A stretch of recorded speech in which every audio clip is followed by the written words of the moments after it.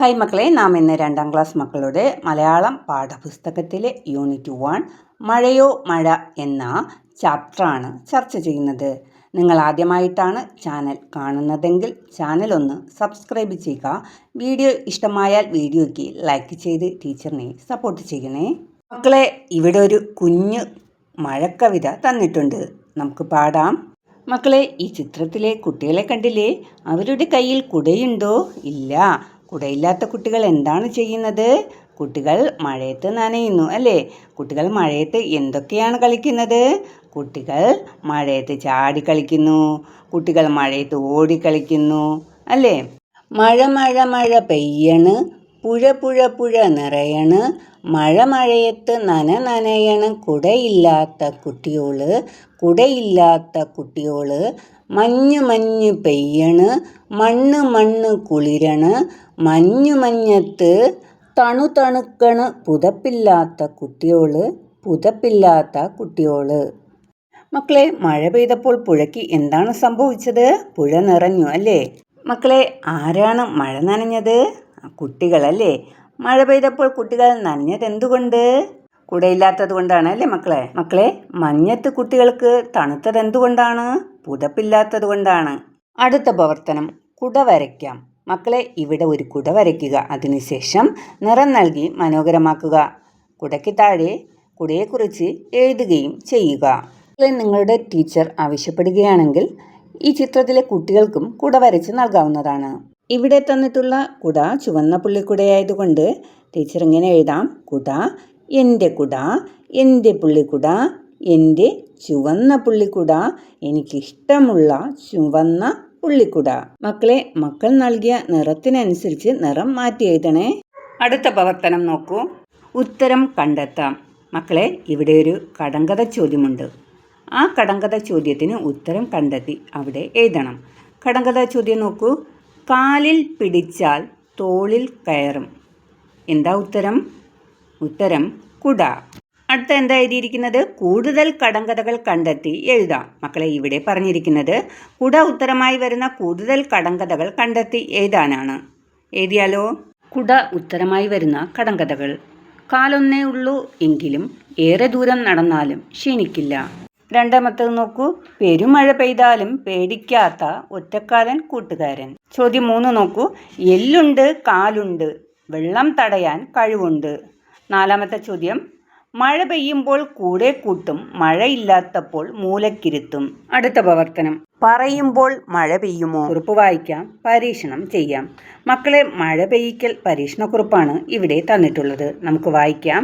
ഒഴിഞ്ഞ പ്ലാസ്റ്റിക് കുപ്പിയുടെ അടിഭാഗത്ത് ധാരാളം ചെറിയ സുഷിരങ്ങൾ ഉണ്ടാക്കുക. കുപ്പിയുടെ മുകൾ ഭാഗത്ത് ഒരു വശത്തായി മറ്റൊരു ചെറു സുഷിരം കൂടി ഉണ്ടാക്കുക. ബക്കറ്റിലെ വെള്ളത്തിൽ കുപ്പി മുഴുവനായി താഴ്ത്തിവെച്ച് കുപ്പിയിൽ വെള്ളം നിറയ്ക്കുക. ആ പെൺകുട്ടി എന്താ പറയുന്നത്? പെയ്യട്ടെ മഴ പെയ്യട്ടെ. കുപ്പി ഭദ്രമായി അടയ്ക്കുക.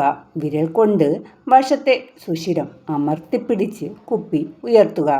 പെയ്യട്ടെ മഴ പെയ്യട്ടെ എന്ന് പറയുമ്പോൾ വിരൽ മാറ്റുക. നിൽക്കട്ടെ മഴ നിൽക്കട്ടെ എന്ന് പറയുമ്പോൾ വീണ്ടും സുഷിരം അടച്ചു പിടിക്കുക. എന്ത് സംഭവിക്കും? മക്കളെ, ഈ പ്രവർത്തനം നിങ്ങളുടെ ക്ലാസ് ടീച്ചർ നിങ്ങളുടെ ക്ലാസ്സിൽ നിങ്ങൾക്കിത് ചെയ്ത് കാണിച്ചു തരും. ഈ പ്രവർത്തനം എങ്ങനെയാണ് ചെയ്യേണ്ടതെന്ന് വെച്ചാൽ, ഒരു ബക്കറ്റ് നിറയെ വെള്ളം എടുക്കുക. എന്നിട്ട് ഒരു ഒഴിഞ്ഞ പ്ലാസ്റ്റിക് കുപ്പി എടുക്കേണ്ടതാണ്. അതിൻ്റെ അടിഭാഗത്ത് സുഷിരങ്ങൾ ഇട്ടതായിരിക്കണം. പിന്നെ മുകൾ ഭാഗത്ത് ഒരു സൈഡിലായിട്ട് ഒരു സുഷിരം മതി, അത് വേണം. പിന്നെ ഈ ബക്കറ്റിൽ ബോട്ടിൽ മുക്കിയിട്ട് വെള്ളം നിറച്ചിട്ട് ബോട്ടിൽ ഭദ്രമായിട്ട് അടയ്ക്കുക. അതിനുശേഷം വിരൽ കൊണ്ട് വശത്തെ സുഷിരം അമർത്തിപ്പിടിച്ച് കുപ്പീനെ ഉയർത്തുക. പെയ്യട്ടെ മഴ പെയ്യട്ടെ എന്ന് പറയുമ്പോൾ മുകളിലത്തെ സുഷിരത്തിൽ നിന്ന് വിരൽ മാറ്റുക. അപ്പോൾ എന്ത് സംഭവിക്കും? താഴത്തെ സുഷിരങ്ങളിലൂടെ വെള്ളം മഴ പോലെ താഴേക്ക് വീഴും. മക്കളെ, ഈ ചിത്രത്തിൽ കാണുന്നത് പോലെ നിൽക്കട്ടെ മഴ നിൽക്കട്ടെ എന്ന് പറയുമ്പോൾ വീണ്ടും ആ സൈഡിലെ സുഷിരം അടച്ച് പിടിക്കുക. അപ്പോൾ എന്ത് സംഭവിക്കും മക്കളെ? വെള്ളം താഴത്തെ സുഷിരത്തിൽ കൂടി വെള്ളം വരുന്നത് നിൽക്കും. പരീക്ഷണം ചെയ്തപ്പോൾ കണ്ട കാര്യങ്ങൾ എഴുതി നോക്കാം. ഞാൻ കണ്ടത്: പ്ലാസ്റ്റിക് കുപ്പിയുടെ മുകളിലെ സുഷിരം അടച്ചു പിടിച്ചപ്പോൾ അടിയിലെ സുഷിരങ്ങളിലൂടെ വെള്ളം പുറത്തേക്ക് വന്നില്ല. പ്ലാസ്റ്റിക് കുപ്പിയുടെ മുകളിലെ സുഷിരത്തിൽ നിന്ന് വിരൽ മാറ്റിയപ്പോൾ അടിയിലെ സുഷിരങ്ങളിലൂടെ വെള്ളം മഴ പോലെ താഴേക്ക് പതിച്ചു. പ്ലാസ്റ്റിക് കുപ്പിയുടെ മുകളിലെ സുഷിരം വീണ്ടും അടച്ചപ്പോൾ വെള്ളം താഴേക്ക് വീഴുന്നത് നിന്നു. അടുത്തത്, പരീക്ഷണം ചെയ്യാൻ ഉപയോഗിച്ച സാധനങ്ങൾ എന്തെല്ലാം?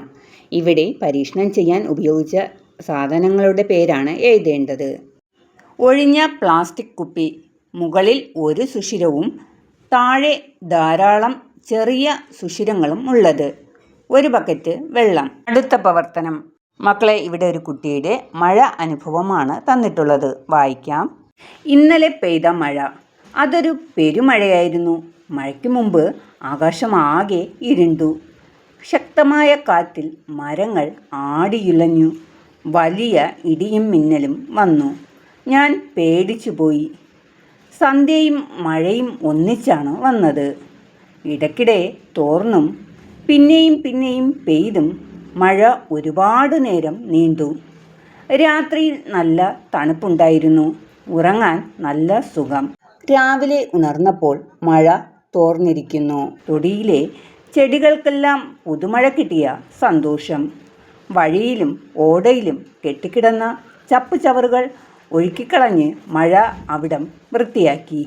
പക്ഷേ എന്ത് ചെയ്യാം, എല്ലാ അഴുക്കുകളും വന്നു നിറഞ്ഞത് ഞങ്ങളുടെ മുറ്റത്തായിരുന്നു. മഴയുടെ കുസൃതി ഇത്തിരി കൂടുന്നുണ്ട്. മക്കളെ, ഇവിടെ മഴയ്ക്ക് മുമ്പ് എന്തൊക്കെ മാറ്റങ്ങൾ സംഭവിച്ചു? മഴ വരുന്നതിന് തൊട്ട് മുൻപ് ആകാശം കറുത്തിരുണ്ടു. കാറ്റ് ശക്തിയായി വീശി. മരങ്ങൾ ആടിയുലഞ്ഞു. വലിയ ഇടിയും മിന്നലും ഉണ്ടായി. മക്കളെ, മഴ പെയ്തപ്പോൾ എന്തൊക്കെയാ സംഭവിച്ചത്? മഴ ഇടയ്ക്കിടെ തോർന്നും പിന്നെയും പെയ്തും മഴ ഒരുപാട് നേരം നീണ്ടു. രാത്രിയിൽ നല്ല തണുപ്പുണ്ടായിരുന്നു. ഉറങ്ങാൻ നല്ല സുഖമുണ്ടായിരുന്നു. മഴ രാത്രി വരെ നീണ്ടു നിന്നു. മക്കളെ, പുതുമഴ കിട്ടിയ സന്തോഷം ആർക്കായിരുന്നു? തൊടിയിലെ ചെടികൾക്ക്, അല്ലേ? എല്ലാ അഴുക്കുകളും വന്നു നിറഞ്ഞത് എവിടെയായിരുന്നു മക്കളെ? വീടിൻ്റെ മുറ്റത്ത്. അടുത്ത പ്രവർത്തനം, അഭിനയിക്കാം. വിറയണ്, നനയണ്, കുളിര് കോരണ്. മക്കളെ, നിങ്ങൾ അഭിനയിക്കേണ്ടത് വിറയ്ക്കുന്ന രംഗങ്ങളും, അതായത് മഴയത്ത് തണുപ്പ് കൊണ്ട് വിറയ്ക്കുന്നില്ലേ, അതും. നനയണ്, മഴയത്ത് നനയുന്ന രംഗം, അതും. പിന്നെ കുളിര് കോരണ്, അതായത് കുളിരിങ്ങനെ കോരുന്ന ഇതും അഭിനയിച്ച് കാണിക്കാണ് പറഞ്ഞിരിക്കുന്നത്. മക്കളെ, നല്ല രീതിയിൽ അഭിനയിക്കണേ. ഈ അനുഭവങ്ങൾ 3 നിങ്ങൾക്കുണ്ടായിട്ടുണ്ടാകും. മക്കളെ, നാം മുകളിൽ വായിച്ചത് ഒരു മഴ അനുഭവമാണ്. അതുപോലെ നിങ്ങൾക്ക് ഉണ്ടായ ഒരു മഴ അനുഭവം എഴുതാനാണ് അടുത്ത പ്രവർത്തനം. ഞാനും മഴയും. മഴ അനുഭവം എഴുതാം. ഞാനും മഴയും.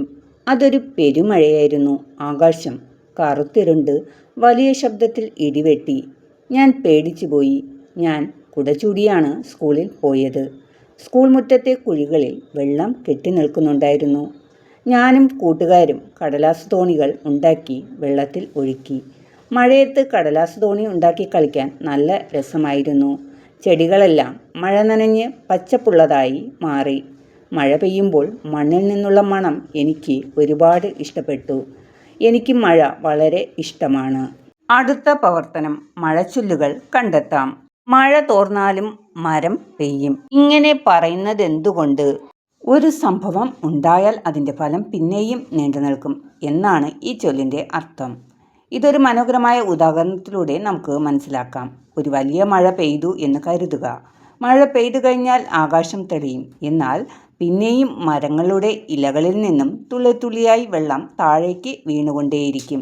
ഇതുപോലെ നമ്മുടെ ജീവിതത്തിലും ചില കാര്യങ്ങൾ സംഭവിച്ചു കഴിഞ്ഞാൽ അതിൻ്റെ ഫലങ്ങൾ നമ്മെ കുറച്ചു കാലം കൂടി പിന്തുടർന്നേക്കാം. മഴ തോർന്നാലും മരം പെയ്യും. ഇതൊരു മഴച്ചൊല്ലാണ്. ഇതുപോലുള്ള മഴച്ചൊല്ലുകൾ കേട്ടിട്ടില്ലേ? അവ ക്ലാസ്സിൽ പറഞ്ഞു നോക്കാം. ചില മഴച്ചൊല്ലുകൾ നോക്കാം. തിരുവാതിരയിൽ മഴ തിരിമുറിയാതെ. ഇടവത്തിൽ മഴ ഇടവഴി നീളെ. പെരുമഴ പെയ്താൽ കുളിരില്ല. മഴ പെയ്താൽ നിറയാത്തത് കോരിയൊഴിച്ചാൽ നിറയുമോ? മഴ പെയ്താൽ പുഴയറിയും. അത്തം കറുത്താൽ ഓണം വെളുക്കും. 1000 വെയിലാവാം അരമഴ വയ്യ. അടുത്ത പ്രവർത്തനം, മഴത്തുള്ളി കഥ പറയുമ്പോൾ. കടലിൽ കൂട്ടുകാരോടൊപ്പം തുള്ളിക്കളിക്കുകയായിരുന്നു ഞാൻ. കൂടെ കളിക്കാൻ ധാരാളം പേർ. വല്ലാത്ത ചൂട്, സഹിക്കാൻ പറ്റുന്നില്ല. ഞാനല്ലാതായി മാറുന്നു. കൂട്ടുകാരോടൊപ്പം ഞാനും ആകാശത്തേക്കുയർന്നു. ഞങ്ങൾ മേഘങ്ങളിൽ ഒളിച്ചു. ഠേ ഠേ ഠോ ഠോ. ഞങ്ങൾക്ക് പേടിയായി. കാറ്റ് ആഞ്ഞു വീശി. തണുപ്പ് കൂടിക്കൂടി വന്നു. കൂട്ടുകാർക്കൊപ്പം തുള്ളിയായി മഴയായി. ഞങ്ങൾ താഴേക്കെത്തി. ഒഴുകി ഒഴുകി ചാലുകളായി. തോട് നിറഞ്ഞു, പുഴ നിറഞ്ഞു. വീണ്ടും ഞങ്ങൾ കടലിലേക്ക്. മക്കളെ, ഇവിടെ മഴത്തുള്ളിയുടെ കഥ പറയുകയാണ്. മക്കളെ, നാം മഴത്തുള്ളിയുടെ കഥ വായിച്ചു അല്ലേ? ഇനി ആ മഴത്തുള്ളി പറഞ്ഞ കഥയുമായി ബന്ധപ്പെട്ട ചോദ്യങ്ങളാണ് ഇവിടെ തന്നിട്ടുള്ളത്. ചോദ്യങ്ങൾ ഓരോന്നായി നോക്കാം. ഉത്തരം കണ്ടെത്താം. ഒന്നാമത്തെ ചോദ്യം, കടലിൽ കളിച്ചത് ആരാണ് മക്കളെ? വെള്ളത്തുള്ളി, അതായത് മഴത്തുള്ളി. ചോദ്യം 2, വെള്ളത്തുള്ളികൾ മേഘങ്ങളിൽ ഒളിക്കാൻ കാരണമെന്ത്? ഉത്തരം നോക്കാം. കടലിൽ വല്ലാത്ത ചൂട് അനുഭവപ്പെട്ടപ്പോൾ വെള്ളത്തുള്ളികൾ ആവിയായി ആകാശത്തേക്ക് ഉയരുകയും മേഘങ്ങളിൽ ഒളിക്കുകയും ചെയ്തു. ചോദ്യം 3, വെള്ളത്തുള്ളികൾ പേടിച്ചതെന്തിന്? ഠേ ഠേ ഠോ ഠോ എന്ന വലിയ ഇടിശബ്ദം കേട്ടപ്പോഴാണ് വെള്ളത്തുള്ളികൾ പേടിച്ചത്. അടുത്ത ചോദ്യം നോക്കൂ. കാറ്റ് ആഞ്ഞു വീശിയപ്പോൾ എന്ത് സംഭവിച്ചു?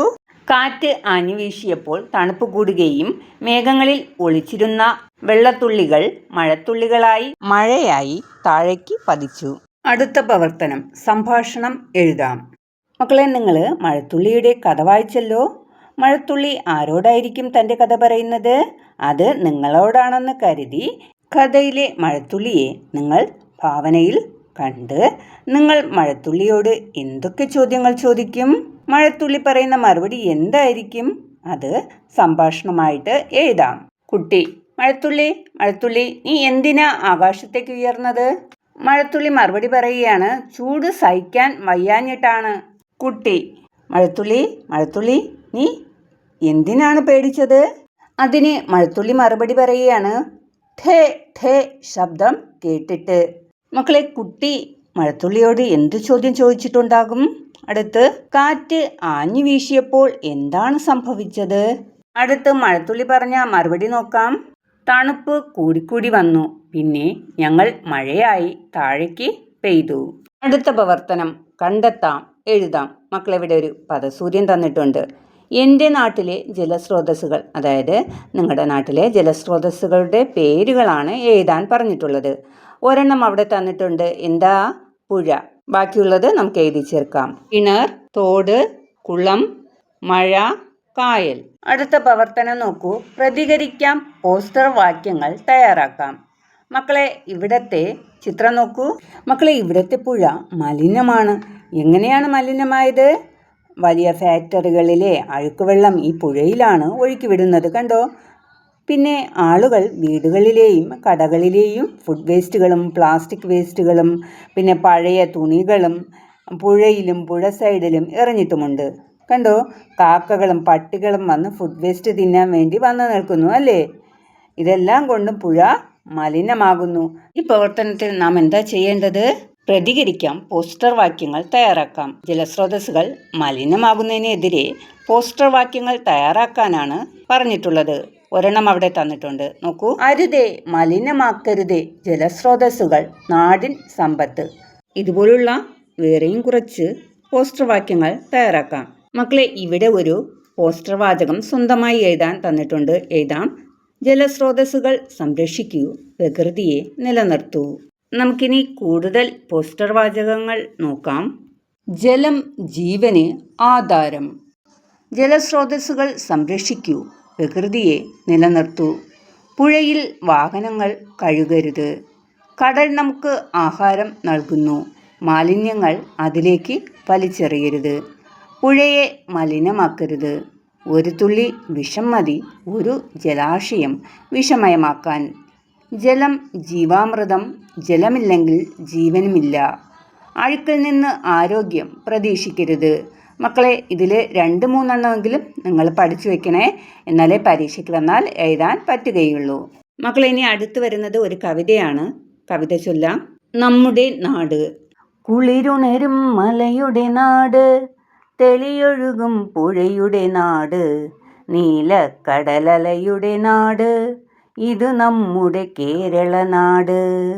തെങ്ങോല പീലി വിരിച്ച് തൊട്ടാടുക നാടേ മയിലാട്ടം, പനയോല പീലി നിവർത്തി ആടുക നാടേ തിറയാട്ടം.